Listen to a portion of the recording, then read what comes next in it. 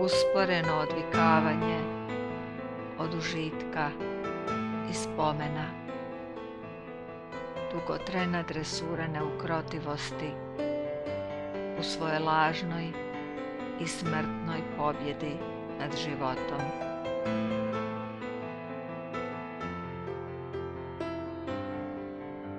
Čemu težiti razumnom zaboravu, kad je pamćenje suptilno pohranjeno u puti, tijelu koje će nas vjerno vraćati na motiv sasvim određene ljubavi.